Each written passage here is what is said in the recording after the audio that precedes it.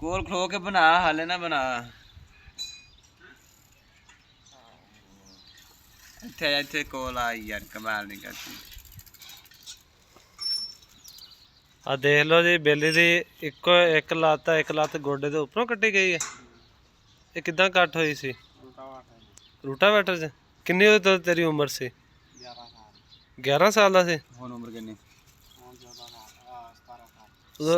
Tractor ते उस मरगाड़ ते बैठा सी। ट्रैक्टर दे मरगाड़ ते फस गया, रूटावेटर दे विच आया, लत्त नाले कट्टी गई।